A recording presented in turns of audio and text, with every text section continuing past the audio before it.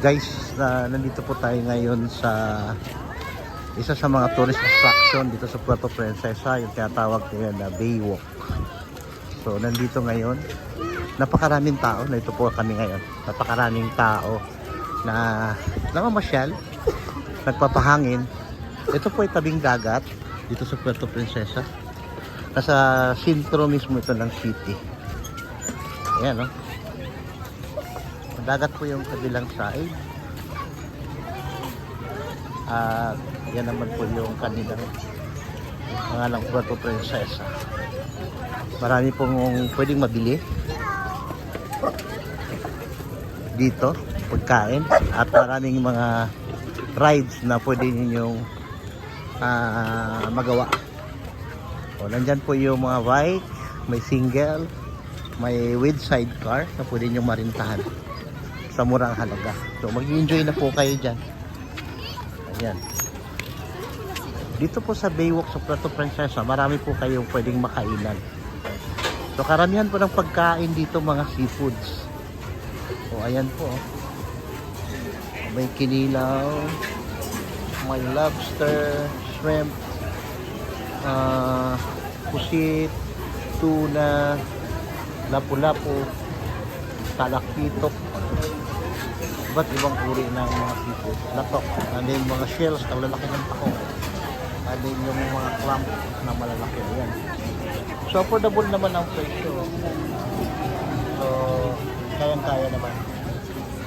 Yan. So maraming turista dito, maraming mga foreigner, and then yung mga local tourists na nandito ngayon sa Puerto Princesa. Maraming restaurant dito na pwede nyo pagpipilian.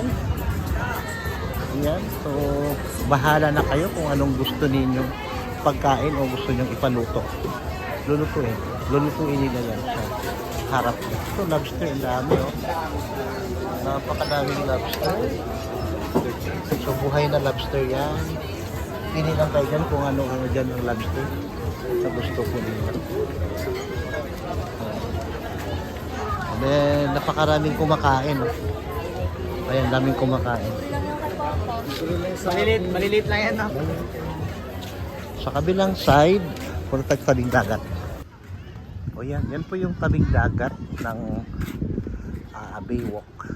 So gabi lang ngayon, medyo madilim, pero nakikita nyo naman na may mga bangka. So ayan po yung Baywalk nila dito, tawag nilang Baywalk.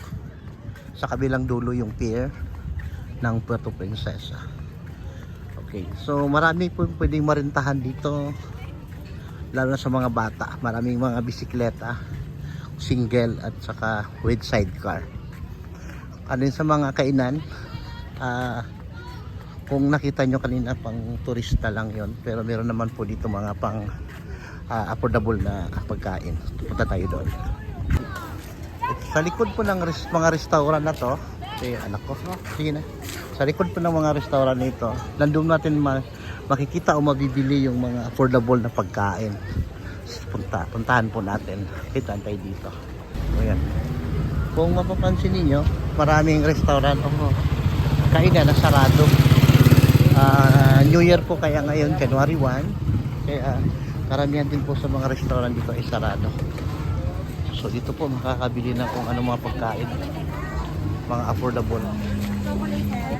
May mga shake, may mga hamburger, putlong, pwedeng mabili. Murang halaga. Ayan.